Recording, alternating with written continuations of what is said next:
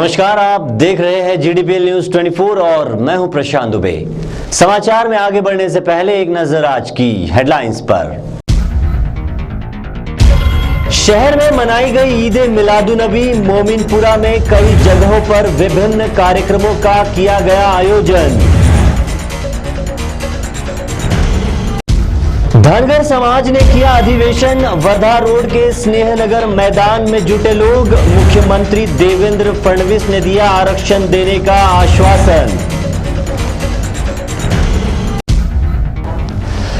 और शहर में 3 प्रशासकीय अधिकारियों का किया फेरबदल। महानगरपालिका नासुप्रू के आयुक्तों की बदली। और अब समाचार विस्तार से। दुनिया को इंसानियत की श्रेष्ठ तालीम से अवगत कराने वाले प्यारे नबी पैगंबर इस्लाम हजरत मोहम्मद मुस्तफ़ा की याद में रविवार को जश्न ईद ए मिलादुन्नबी हर्षोल्लास के साथ मनाया गया।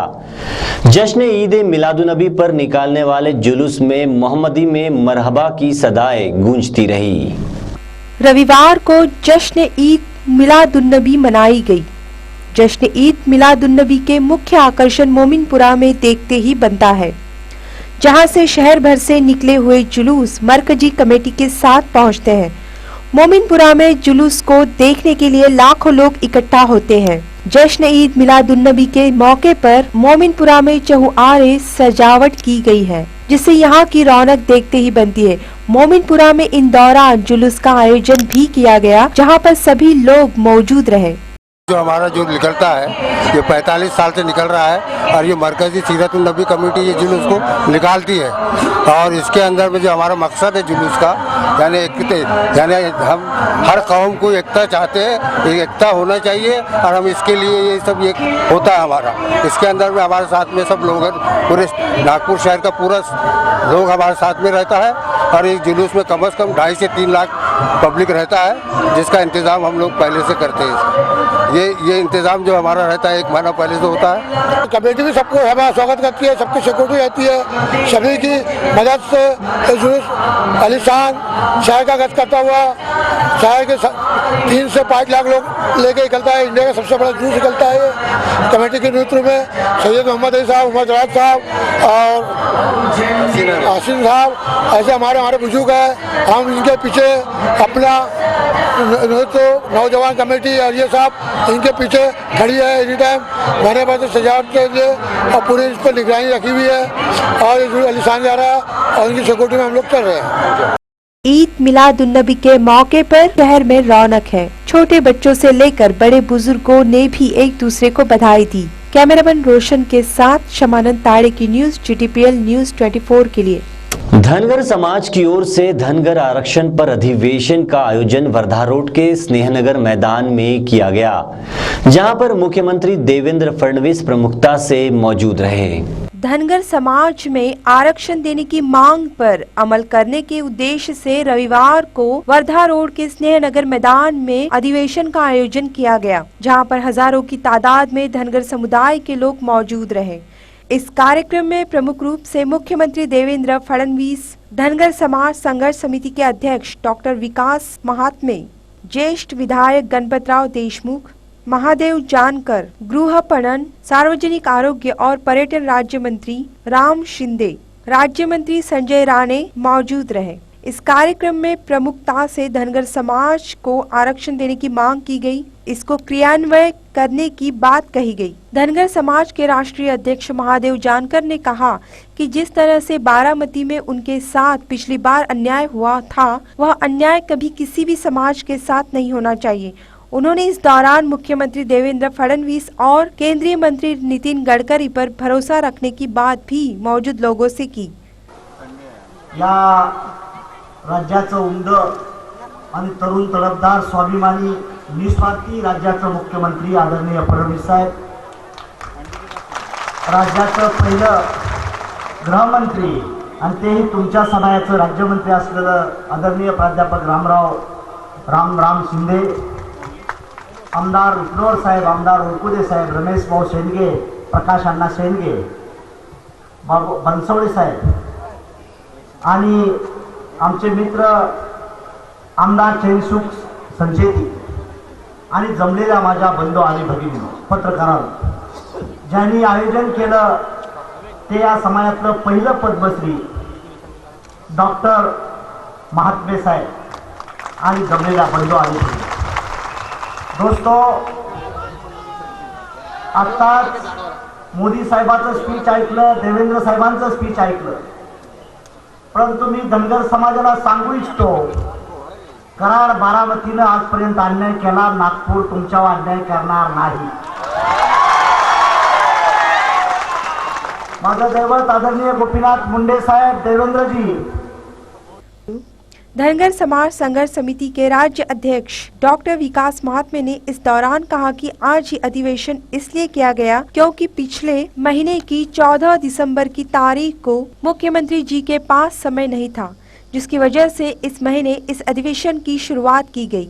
उन्होंने कहा कि मुख्यमंत्री ने उन्हें आश्वासन दिया है कि वे उनके समाज का काम जरूर करेंगे. उन्होंने कहा कि हमारी मांग यह है कि हमें अनुसूचित जाति में समाविष्ट न किया जाए, क्योंकि हम पहले से ही अनुसूचित जाति में समाविष्ट है, बल्कि हमें इस जाति की सुविधाएं भी दी जाए. 1959 से लेकर अब तक हमें कोई भी आरक्षण नहीं दिया गया है.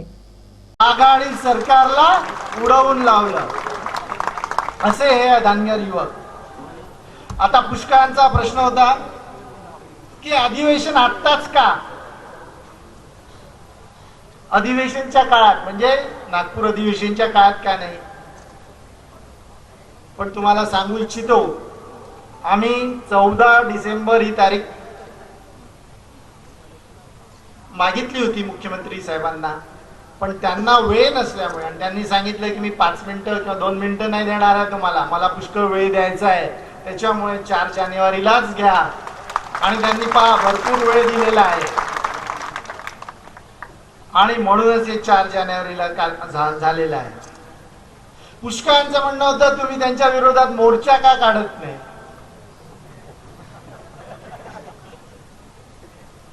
जे सरकार, जे मुख्यमंत्री म्हणतात, 4 वेळा त्यांनी सांगितलं मला तुमचं काम करायचंच आहे. मी किती वेळा सांगू तुम्हाला, मला फक्त तुम्हाला तुमचं काम करायसाठी कशा पद्धतीने करता येईल याचं सांगायसाठी मला तुमच्याकडे यायचं आहे. असे जे तुमचं अंमलबजावणीचं काम करायचंच आहे म्हणतात, त्यांच्या विरोधात मोर्चा कसा काढणार आपण. म्हणून हे अधिवेशन आहे आणि आपल्याला बाकी पण मुद्दे त्यांच्याकडून घ्यायचेच आहेत. आमची मागणी काय आहे हे सगळ्यांना मी सांगू इच्छितो, खास करून पत्रकारांना पण सांगू इच्छितो की आमची मागणी धनगरांना अनुसूचित समाविष्ट करू नका अशीच आहे. कारण आम्हाला म्हणायचं आहे की आम्ही त्याच्यात आहोत.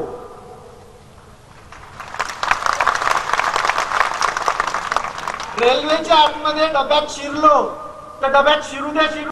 तो वही इस कार्यक्रम में प्रमुख अतिथि के रूप में मौजूद मुख्यमंत्री देवेंद्र फडणवीस ने कहा कि जो बात भाजपा ने कही थी उस बात से वे कभी भी पीछे नहीं हटेंगे. उन्होंने कहा कि पिछली बार कई लोगों ने आदिवासी समाज के लोगों में गलतफहमी पैदा कर दी थी कि उनके आरक्षण में से हम धनगर समाज के लोगों को आरक्षण दे रहे हैं, जिसके बाद उन्होंने आदिवासियों के नेताओं की बैठक बुलवाकर उनका भ्रम दूर किया था. उन्होंने कहा कि धनगर समाज जो उनका हक है वही मांगता है, न कि दूसरों का हक. उन्होंने इस दौरान डॉक्टर महात्मे को यह भी कहा कि वे 5 से 7 लोगों को लेकर एडवोकेट जनरल की सलाह ले और मेरे पास बैठक करे, ताकि मुस्लिम समुदाय के आरक्षण में जो हुआ है वह धनगर आरक्षण के साथ न हो. इसलिए सोच विचार करके यह निर्णय ले. इस दौरान लोक लड़ा नाम की पत्रिका का विमोचन भी मुख्यमंत्री के हाथों किया गया. मुख्यमंत्री देवेंद्र फडणवीस ने सभी मौजूद लोगों से सरकार पर और नेताओं पर भरोसा रखने की बात भी कही. आणि बंधूंनो, मी सर्वप्रथम आपल्या सर्वांचे मनपूर्वक आभार मानतो की महाराष्ट्राचा मुख्यमंत्री म्हणून या ठिकाणी मी उभा आहे, तो तुम्ही दिलेल्या समर्थनामुळे.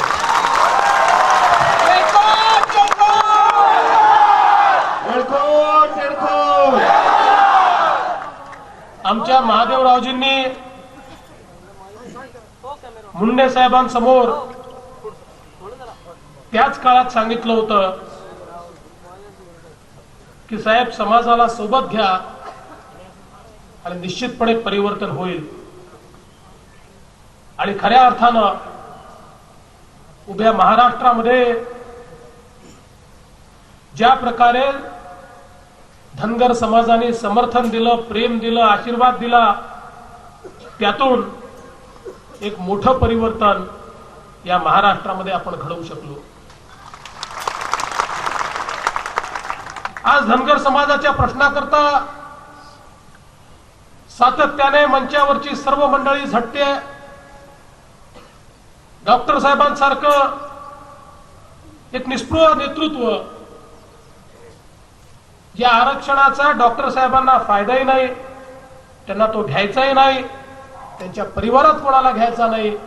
त्यांच्याकडे देवानी सर्व दिलंय आणि त्यांना पद्मश्री देखील मिळाली आहे. पण माझ्या समाजाला त्याचे न्याय हक्क मिळाले पाहिजे, या एकमेव भूमिकेतून डॉक्टर महात्मे साहेब आज सातत्यानं या ठिकाणी संघर्ष करतायत. अजून एका कारणाने त्यांचं ऐकणं मला आवश्यक आहे, कारण जसा हा कार्यक्रम माझ्या मतदारसंघात होतोय तसं त्यांचं घर, त्यांचा दवाखाना हा देखील माझ्या मतदारसंघात आहे. त्यामुळे तुमच्या मतांवर मी मुख्यमंत्री झालो असलो तरी आमदार त्यांच्या मतामुळे झालो हे लक्षात ठेवा. खूप मोठा संघर्ष गेले 2-3 वर्ष सातत्याने आपण या ठिकाणी उभा केला. तसा तर संघर्ष 60 वर्षाचा आहे, पण गेले 2-3 वर्ष अगदी टोकाचा संघर्ष समाजाने उभा केला. आणि माननीय गोपीनाथराव मुंडेजींच्या नेतृत्वाखाली भारतीय जनता पक्षानं, शिवसेनेनं संपूर्ण समर्थन या लढ्यामध्ये आपण दिलं. आणि मी तुम्हाला विश्वासाने या ठिकाणी सांगतो, जो शब्द महायुतीने दिलाय त्या शब्दापासून महायुती मागे फिरणार नाही.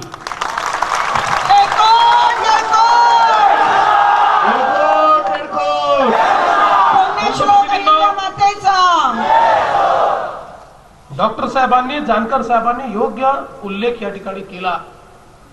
बारामतीला ज्यावेळी मी आलो होतो त्याही वेळी मी स्पष्टपणे सांगितलं, आजही आमचे मीडियाचे लोक या ठिकाणी आहे, मी स्पष्टपणे पुन्हा सांगतो की आदिवासी समाज जो आमचा आहे, या आदिवासी समाजाच्या आरक्षणातनं कुणालाही वाटा आपण देणार नाही आहोत, कुणालाही देणार नाही आहोत. पण जाणीवपूर्वक ज्यावेळेस मी बारामतीला भूमिका स्पष्टपणे मांडल्यानंतर काही नेत्यांनी 2 समाजामध्ये तेढ निर्माण करण्याच्या दृष्टीनं ठिकठिकाणी आमचे पुतळे झाले. काय सांगितलं? म्हणाले आता आदिवासीचं आरक्षण काढून धनगराला भारतीय जनता पक्षाचे अध्यक्ष देणार. पण मी आदिवासी समाजाच्या नेत्यांना बोलवून स्पष्टपणे भूमिका सांगितली आणि त्यांना मी सांगितलं की इकडे वेगळं बोलायचं आणि तिकडे वेगळं बोलायचं ही आमची सवय नाही. तिथे जे बोललो तेच तुम्हाला सांगतो आणि स्पष्टपणे त्या ठिकाणी सांगितलं. आणि आजही मी सांगतो की जाणीवपूर्वक धनगर आरक्षणाचा प्रश्न सुटू नये, धनगरांना एसटीच्या सवलती मिळू नये, धनगरांना आरक्षणाचा फायदा मिळू नये, याकरता काही लोक आदिवासी समाजामध्ये अशा प्रकारचं वातावरण तयार करतात की जणू काही आता त्यांचं आरक्षण हे काढलं जाणार आहे आणि मोठ्या प्रमाणात एक सामाजिक अनरेस्ट तयार करण्याचा प्रयत्न हा सातत्याने केला जातो. धनगर समाज हा असा समाज आहे की जो स्वतःचे अधिकार मागतो, दुसऱ्याचे अधिकार कधी ओढून घेतो. आणि आज तीच भूमिका जानकर साहेबांनी मांडली, तीच भूमिका डॉक्टर महात्मेजींनी मांडली. मला असं वाटतं की आज ज्यावेळी या ठिकाणी मी याचा पुनरुच्चार करतोय की होय, हा धनगर समाजाला फायदा मिळाला पाहिजे, त्याकरता आमचं सरकार तातडीनं निर्णय घेईल, हा पुनरुच्चार करतोय. त्याच वेळी आदिवासी समाजाला पुन्हा एकदा सांगतो, काळजी करू नका, हे सरकार तुमचंही आहे, तुम्ही या सरकारला निवडून दिलेलं आहे आणि तुमच्या हिताचं, तुमच्या अधिकाराचं रक्षण करणं हे या सरकारचंच काम आहे. त्यामुळे भावाभावामध्ये दुफळी पसरवणारे जे नेते आहेत त्या नेत्यांपासून कृपया सावध राहा, हेच या निमित्ताने मला सांगायचं आहे. एक गोष्ट आपण सगळ्यांनी लक्षात घेतली पाहिजे, आणि आपण निर्णय केला की या ठिकाणी तातडीनं अंमलबजावणी करावी. 1 वर्षाचा जो ठराव होता तो फेटाळला, काहीच अडचण नाहीये. मी एकच गोष्ट केवळ आपल्याला या ठिकाणी स्पष्टपणे मांडू इच्छितो की आपल्याला हा निर्णय करायचा आहे. तो करत असताना निर्णय हा भावनेच्या आधारावर आपल्याला करायचा नाही. निर्णय करत असताना त्याच्यामध्ये कुठलाही लूपहोल राहू नये, हा देखील आपल्याला विचार करावा लागेल. मराठा समाजाला आरक्षणाचा ज्यावेळेस विषय आला आणि ज्यावेळेस काही तरतुदी आल्या, त्याच वेळेस आम्ही असं सांगितलं होतं की तुम्ही घाईघाईनं राजकीय निर्णय घेता. आमचा आरक्षणाला समर्थन आहे, पण याच्यामधल्या या 4 गोष्टी कमी आहेत असं सगळे कायदे तज्ञ म्हणतात. त्या संदर्भात त्याला जो बॅकअप द्यायचा आहे तो बॅकअप तुम्ही तातडीनं द्या. पण केवळ भावनेच्या आधारावर, उत्साहाच्या भरामध्ये किंवा राजकीय हेतूनं त्या ठिकाणी निर्णय केला, मुसलमान समाजाचा निर्णय केला, आणि शेवटी तो न्यायालयाच्या कसोटीवर त्या ठिकाणी टिकू शकला नाही. आज पुन्हा एकदा तशाच प्रकारचं प्रश्नचिन्ह या ठिकाणी उभं झालं आहे. आणि म्हणून मी विनंती करणार आहे, डॉक्टर साहेब, समाजातले 5, 7, 8 लोक घ्या. मी ऍडव्होकेट जनरलला बोलवतो, आणि फार कशाला, येत्या 15 दिवसात बैठकलो, 15 दिवसात बैठकलो, आणि ऍडव्होकेट जनरलचा नीट सल्ला घेऊ. करायचं तर केवळ राजकीय हेतूने करायचं नाही. आपले हात मोकळे झाले बाबा करून टाकलं असं नाही. जे करायचं आहे कायद्याच्या कसोटीवर नीट ते टिकलं पाहिजे. कारण आपल्यालाही याची कल्पना आहे, ज्या क्षणी निर्णय करू त्याच्या दुसऱ्या दिवशी तो निर्णय हायकोर्टामध्ये काही लोक चॅलेंज करतीलच, आपल्याला माहिती आहे. आणि त्यामुळे थांबा रे बाबांनो, उत्साहापेक्षा वस्तुस्थितीचा विचार करा. आम्ही तुमच्याच बाजूने आहोत. आणि म्हणून एक 5, 7, 8 लोक जाणते, आणि माझं समाजाला देखील एकच म्हणणं आहे की नेत्यांवर विश्वास टाका. जर नेत्यांवर विश्वास टाकला नाही, काय होतं की खूप विचारवंत नव्याने तयार होऊन जातात, आणि मग ते विचारवंत इतके वेगवेगळे विचार मांडतात की त्या विचाराचा कल्लोळ होऊन कुठलाच निर्णय होत नाही. एकदा 7-8 नेत्यांवर विश्वास टाकला ना, ते समाजाचं अहित तर करणार नाही. त्यामुळे विश्वास टाका आणि त्यांना निर्णय घेण्याचं स्वातंत्र्य द्या. आणि मी तुम्हाला सांगतो, आम्हाला याच्यामध्ये कुठलंही राजकारण आणायचं नाही, कुठलंही राजकारण आणायचं नाही. आणि त्यामुळे राजकीय अभिनिवेश दूर ठेवू. ज्यावेळी आपण हा निर्णय करण्याकरता बसू, मी तर मागच्या वेळेस सांगितलं की क्रेडिट कोणाला घ्यायचं त्यांनी घ्यावं, क्रेडिटचा विषय नाही आहे, समाजाला न्याय देण्याचा विषय आहे. आणि म्हणून राजकीय अभिनिवेश दूर ठेवून, कारण अनेक वेळा राजकीय अभिनिवेश आल्यानंतर मग एका साईडनी एक बाजू मांडली की दुसरी साईड ती बाजू चूक आहे, माझी बाजू कशी बरोबर आहे, असा ज्यावेळेस विचार ठेवतो त्यातनं मार्ग निघत नाही. आपण एका खुल्या मानसिकतेतनं की आता हा प्रश्न सोडवायचा आहे. आणि म्हणून ऍडव्होकेट जनरल सोबत येत्या 15 दिवसात मी बैठक लावतो. त्या बैठकीमध्ये त्यांचा सल्ला घेऊ आणि कायद्यानं नीट हा प्रश्न जो आहे तो आपण सोडवू. आणि हा प्रश्न सोडवणं ही निवडणुकी आधीची आमची कमिटमेंट आहे, तीच आता या सरकारची देखील कमिटमेंट आहे, हे स्पष्टपणे या ठिकाणी मी सांगतो. आज या अधिवेशनाच्या निमित्ताने आपण काही मागण्या देखील केलेल्या आहेत. सोलापूर विद्यापीठाला पुण्यश्लोक अहिल्याबाई होळकर यांचं नाव देणं, मला असं वाटतं की मागणी योग्य आहे, ही मागणी रास्त आहे. आज ज्यावेळी आपण क्रांती ज्योती सावित्रीबाई फुले यांचं नाव हे पुणे विद्यापीठाला दिलं, क्रांती ज्योती सावित्रीबाई फुले असतील किंवा पुण्यश्लोक अहिल्याबाई होळकर असतील, यांची नावं दिल्याने ती नावं मोठी होत नाही, ती विद्यापीठं मोठी होतात. धनगर समाज के आरक्षण का मुद्दा कई सालों से चल रहा है, जिस पर सरकार ने पिछले शीत सत्र में भी आश्वासन दिया था. इस धनगर समाज के अधिवेशन के बाद अब देखना होगा कि सरकार इस समाज की कितनी मदद कर पाती है. कैमरामैन आकाश वाग के साथ शमानंद ताड़ी की न्यूज, JTPL न्यूज 24 के लिए. शहर में प्रशासकीय अधिकारियों के तबादले किए गए हैं. इनमें राष्ट्रीय ग्रामीण जीवन उन्नत अभियान मुंबई के सीईओ श्रावण प्रमोद हर्डीकर को नागपुर महानगर पालिका का आयुक्त बनाया गया है, तो वहीं श्याम वर्धने को एनआईटी का सभापति नियुक्त किया गया है। नासुप्रू के सभापति डॉक्टर हर्षदीप कांबले को महाराष्ट्र राज्य खनिकर्म महामंडल प्रबंध निदेशक का पदभार दिया गया है। रविवार को साई प्रेरणा स्तर की ओर से साई पालकी का आयोजन किया गया। ये पालकी की शुरुआत श्याम नगर से की गई। वर्धा रोड के साई मंदिर में विभिन्न कार्यक्रमों का इस दौरान आयोजन कर पालकी को आगे बढ़ाया गया। ये पालकी सोमलवाड़ा तपोवन खामला होते हुए शाम को साई मंदिर पहुंची और फिर महाप्रसाद के साथ ही पादुका दर्शन का भी आयोजन किया गया। इस पालकी यात्रा में हजारों श्रद्धालुओं ने हिस्सा लिया। छोटे छोटे बच्चों को धर्म के नाम पर थाईलैंड ले जाकर उन पर अमानवीय यातनाएं करने का मामला सामने आया है। अजनी पुलिस ने आरोपी भंते अभयपुत्र लांजेवार को हिरासत में लिया है। शहर से छोटे छोटे बच्चों को बौद्ध धर्म की शिक्षा देने के नाम पर बच्चों को यातनाएं देने के मामले में कुकड़े लेआउट के भंते अभयपुत्र लांजेवार को अजनी पुलिस ने हिरासत में ले लिया है। दरअसल यह भंते बौद्ध धर्म की शिक्षा देने के नाम पर छोटे बच्चों को अपने साथ ले जाता था। थाईलैंड ले जाकर बच्चों को अमानवीय यातनाएं देने के साथ ही उनसे भीख मंगवाता था। इसमें करीब 11 बच्चे शामिल थे। पूरे देश से भंते बच्चों के माता पिता को बहला फुसलाकर उनके बच्चों को दीक्षा देने के नाम से अपने साथ ले जाता था। वापस नागपुर शहर आए बच्चों ने अपनी आप बीती सुनाते हुए कहा कि उनको मारा पीटा जाता था, उनसे जबरन भीख मंगवाई जाती थी। की तकलीफ थी बेटा, तुम लोग थाईलैंड किस वजह से गए थे और क्या? हम जब आए थे रात को, हम सुबह उठकर भंती जी आए थे हमारे पास। मेरे को जब नींद आ रही थी ना, बहुत नींद आ रही थी, तब एक खेम नाम का भंती जी था, उसने मेरे को चप्पल फेंक के मारा था, आँख पे लगी थी। फिर भंती जी, हमको बहुत नींद आ रही थी, भंती जी आ गए सुबह सुबह उठकर। फिर भंती जी ने मेरे को बहुत मारा था डंडे से। और 21 नाम का लड़का था, वो भी बहुत मारते था।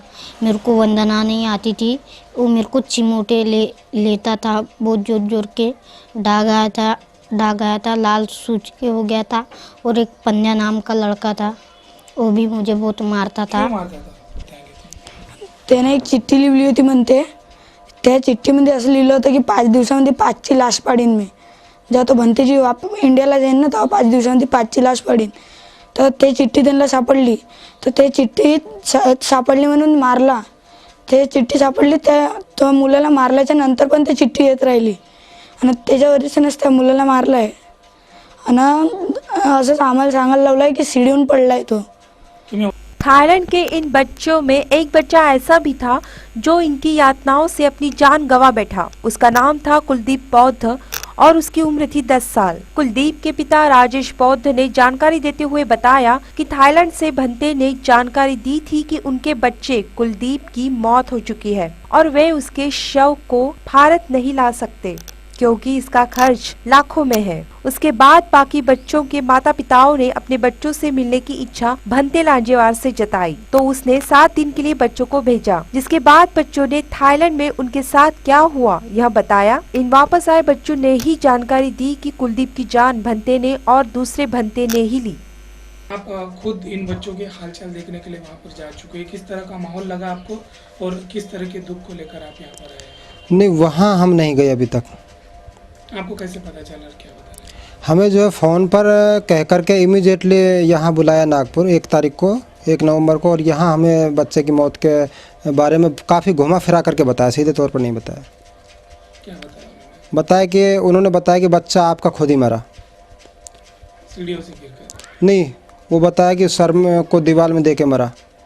खुद ही, मतलब सुसाइड किया उसने? हाँ हाँ। आपको क्या लगा, मतलब क्या सोचा आपने कि किस तरह से, और बच्चों से जिस तरह से पूछताछ किया आपने, क्या पता चला? हमको पूरा शक था भंते के ऊपर, इसलिए हमने कहा कि भंते जी हमें जो डेड बॉडी और उसके साथ में बच्चे आने चाहिए यहाँ, उसके बाद हम देखेंगे कि आप दोषी हो या निर्दोषी। जिस तरह से हमें ये बात पता चली, उस माध्यम से हमें तो बहुत बड़ा दुख हुआ कि एक आदमी धर्म के नाम पर हमारे लड़कों को फॉरेन में लेके गया, वहाँ पे उसने इतने अत्याचार लड़कों पर किए कि उन्होंने जब हमें बताया तो हमारे आँख में भी आंसू आ गए। तो अगर धर्म के नाम पर एक आदमी इस तरह का दुर्व्यवहार करके हमें हमारे धर्म को बदनाम करने का षड्यंत्र अगर रचता है और अपने एक ढोंग करके चिवर परिधान करके धर्म को बदनाम करने का प्रयास कर रहा है, तो निश्चित तौर पे हम यही कहेंगे कि उसको जो कुछ लॉ में बैठता है उस तरह की उस दंडनीय अपराध के लिए उसको शिक्षा होनी ज़रूरी है। भंते लांजेवार को तो पुलिस ने गिरफ्तार कर लिया है, लेकिन इस तरह से धर्म के नाम पर बच्चों को यातनाएं देने के लिए भंते हर्षदीप ने आरोपी लांजेवार भंते को सख्त से सख्त सजा देने की मांग भी की है। कैमरामैन सनी भोंगाड़े के साथ शमानंद ताड़ी की न्यूज GTPL न्यूज 24 के लिए। बेघर श्वानों के बच्चों को घर देने के उद्देश्य से द पीपल्स फॉर एनिमल की ओर से पपी एडॉप्शन का कार्यक्रम किया गया। ये कार्यक्रम महाराज बाग में किया गया, जहां पर नागरिकों ने श्वानों को गोद लिया। इंसान का सबसे परिचित और सच्चे दोस्त के रूप में श्वानों की दुनिया में पहचान है। इन श्वानों के बारे में कहा जाता है कि समय आने पर यह अपने मालिक के लिए जान भी देने से नहीं डरते। विदेशी नस्ल के श्वानों का समाज में एक फैशन सा चल रहा है, लेकिन इन लोगों को यह बात समझनी चाहिए कि जिस तरह से यह एक श्वान है, वैसे ही सड़क पर लावारिस की जिंदगी बिताने वाला यह भी एक श्वान ही है। सड़क पर लावारिस घूमने वाले ऐसे हजारों की तादाद में श्वान हैं, जो कब जन्म लेते हैं और कब उनकी मृत्यु होती है। रोजाना कई लावारिस श्वानों के बच्चे बीमार से, भूख से या फिर दुर्घटना से मारे जाते हैं, लेकिन उनकी खोज खबर लेने वाला इन बेचारों का वाली कोई नहीं है। ऐसे ही देसी नस्ल के श्वानों के पिल्लों को गोद लेने का कार्यक्रम का आयोजन महाराज बाग में किया गया, जहां पर लोगों ने इन छोटे छोटे श्वानों को गोद लिया, उन्हें एक नया जीवन और एक आशियाना दिया। इन देसी श्वानों के मुकाबले विदेशी श्वान थोड़े कमजोर होते हैं। जहां यह देसी नस्ल के श्वान किसी भी परिस्थिति में जी सकते हैं, तो वही विदेशी नस्ल के श्वानों में मौसम के साथ बदलाव आते हैं। इन एडॉप्ट कार्यक्रम के अंतर्गत छोटे श्वानों को मुफ्त में दिया जाता है और साथ ही इसके 1 साल का मुफ्त टीकाकरण और 1 साल का लाइसेंस भी दिया जाता है। 3 संस्थाओं ने मिलकर इस उपक्रम को चलाया है और इस कार्यक्रम के आयोजकों का कहना यही है कि इन कार्यक्रम में सहभाग लेकर इन श्वानों को एक घर दे। ये लॉयल्स, IWC और PFA का कैंप है। ये 3 ऑर्गेनाइजेशंस मिलके कैंप कर रहे हैं और हमारा सिर्फ मकसद इतना है कि ये जितने भी बेघर पिल्ले हैं, बेघर पपीज़ हैं, इन सबको एक नया घर मिले और ये जिस घर में जाए वो घर वालों को एक नया कंपेनियन मिले, एक नया फैमिली मेम्बर मिले। बस हमारा यही एक मकसद है ये कैंप करने का।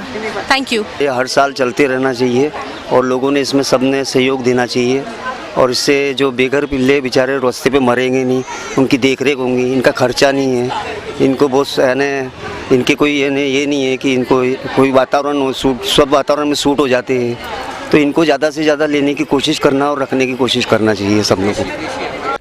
सामान्य इंसान की सोच होती है कि जानवरों को भावनाएं नहीं होती है। यह बात गलत है। भले ही विदेशी श्वानों को पाले, लेकिन सड़कों पर रहने वाले इन लावारिस श्वानों का भी ख्याल रखे और हो सके तो इन विदेशी श्वानों के मुकाबले इन देसी श्वानों को ही पालने को प्राथमिकता दे, ताकि आपको दुआओं के साथ ही इन बेघरों को एक घर भी मिले और आपको एक सच्चा दोस्त भी मिले। कैमरामैन रोशन के साथ शमानंद ताड़ी की न्यूज GTPL न्यूज 24 के लिए। GTPL न्यूज 24 में फिलहाल वक्त हो चला है एक छोटे से ब्रेक का। ब्रेक के बाद खबरों का सिलसिला आगे जारी रहेगा। देखते रहिए GTPL न्यूज 24। रफ्तार जिंदगी की खबर हर किसी की, नजर हर खबर पर, दस्तक सभी दर पर। खबर हो सियासी या हो फिल्मी फंतासी, सवाल हो आवाम का या गुहार हो सभी की, नब्ज हम सभी की। GTPL न्यूज 24, खबर पल पल। ब्रेक के बाद GTPL न्यूज 24 में आपका स्वागत है। वर्धा रोड पर चिंच भवन परिसर के नागरिकों को मूलभूत सुविधाएं देने के लिए शिवसेना के कामगार सेना की ओर से रास्ता रोको प्रदर्शन किया गया, जिसमें महिलाओं ने बढ़ चढ़कर हिस्सा लिया। वर्धा रोड के चीज भवन में रहने वाले नागरिकों ने अपनी मूलभूत आवश्यकताओं के लिए वर्धा रोड पर चक्का जाम कर रास्ता रोको आंदोलन किया। इस दौरान परिसर की महिलाओं ने और पुरुषों ने सड़क पर बैठकर प्रदर्शन किया। इस रास्ता रोको का नेतृत्व शिवसेना के कामगार सेना के दुर्गेश परस्कर ने किया। दरअसल यहाँ करीब 800 मकान हैं, लेकिन इनको न तो सड़क नसीब हुई है और न ही घरकुल योजना का लाभ मिला है। इतने सालों से रहने के बावजूद इन्हें अब तक मालकी पट्टे तक नहीं दिए गए हैं। पास में नाला है जहां से सांप बिच्छू आए दिन इनके घर में घुस जाते हैं, जिनके कारण इनका जीना दुष्कर हो गया है। दुर्गेश परस्कर ने इस दौरान कहा कि कई समस्याओं से इन नागरिकों को जूझना पड़ रहा है, लेकिन इनकी समस्याओं पर किसी का ध्यान नहीं है। मैं नागपुर शहर जिला अध्यक्ष कामगार सेना दुर्गेश परस्कर शिवसेना से। ये जनता की समस्या यहाँ की चीज भवन के जो भी नागरिक बहुत परेशान है, उनको रोड की समस्या, नाले की समस्या, बाथरूम की समस्या, सरकार ने पूरी योजना निकाली है लेकिन इनके तक का योजना पहुँचती नहीं है, क्योंकि जो भी यहाँ का नगर सेवक आता है सिर्फ आश्वासन देता है इनको, हम आज कर देंगे कल कर देंगे। इनके पट्टे की तक का समस्या है, इनको टैक्स रसीद दिया गया है, इनको लाइन बिजली बिल, और कई वर्ष पुरानी बस्ती है यहाँ पे, ये 800 बस्ती है और 800 मकान है, कई लोग हैं। यहाँ से ही अच्छा नेता चुन के जाता है, लेकिन यहाँ के नेता यहाँ पे ध्यान नहीं देते।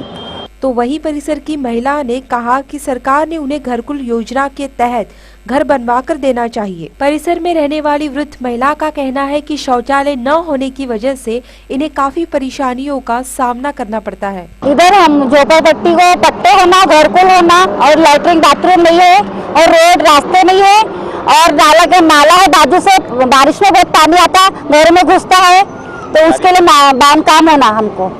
और बीमारियां मच्छर बहुत होते हैं, मच्छर की गाड़ियां नहीं आती धुएं की, और कचरे वचरे का बहुत समस्या है। प्रशासन से क्या मांग करते हैं? प्रशासन से हमको झोपड़पट्टी को घरकुल का योजना निकली है यहाँ से, तो हमको घरकुल के लिए, घर बांधने के लिए घरकुल का ये करे। कुछ देर के लिए इन नागरिकों ने अपना आक्रोश व्यक्त करने के लिए और अपनी आवाज सरकार तक पहुँचाने के लिए रास्ता रोक कर अपना विरोध प्रकट किया, जिसके बाद अब यह देखना होगा कि इनके परिसर के नगर सेवक इनकी मांग पर कितना ध्यान दे पाते हैं। कैमरामैन रोशन के साथ शमानंद ताड़े की न्यूज GTPL न्यूज 24 के लिए।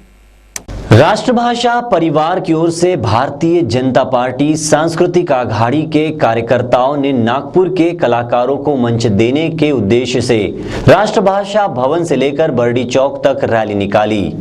इस दौरान कलाकारों ने विभिन्न नुक्कड़ नाटकों को प्रस्तुत किया। एकेकाळी नागपूर शहर हे कलावंतांना अतिशय चांगलं स्थान होतं आणि कलावंतांचा उदय या नागपूर शहरातून सातत्याने उगम होत होता, परंतु मधल्या काळामध्ये ही चळवळ जरा दबली आहे आणि त्यामुळे भारतीय जनता पार्टी सांस्कृतिक आघाडीने हा निर्णय घेतला की कलावंतांना, नागपूरच्या कलावंतांना आपण प्रोत्साहन दिलं पाहिजे आणि त्यांना प्लॅटफॉर्म एक उपलब्ध करून दिला पाहिजे, जेणेकरून नवोदित कलावंतांना एक जर प्लॅटफॉर्म मिळाला तर आपोआपच त्यांच्या कलेला वाव मिळतो। दक्षिण मध्य क्षेत्र सांस्कृतिक केंद्र सिविल लाइंस में 10 दिवसीय ऑरेंज सिटी क्राफ्ट मेले का शुभारंभ शनिवार को हुआ। इसमें शनिवार को देश के सभी क्षेत्रों के लोक नृत्यों की बेहतरीन प्रस्तुति की जा रही है। 22 राज्यों के हस्तशिल्पियों ने इसमें भाग लिया है, जहां पर उनकी ओर से बनाई गई वस्तुओं देखने के लिए और खरीदने के लिए नागरिक रोजाना पहुंच रहे हैं। और समाचार के अंत में एक नजर आज की सुर्खियों पर। शहर में मनाई गई ईद मिलादुन्नबी। मोमिनपुरा में कई जगहों पर विभिन्न कार्यक्रमों का किया गया आयोजन। धनगर समाज ने किया अधिवेशन। वर्धा रोड के स्नेहनगर मैदान में जुटे लोग। मुख्यमंत्री देवेंद्र फडणवीस ने दिया आरक्षण देने का आश्वासन। जीडीपी न्यूज 24 में फिलहाल इतना ही। कल फिर हाजिर होंगे, तब तक लिए इजाजत दे। नमस्कार।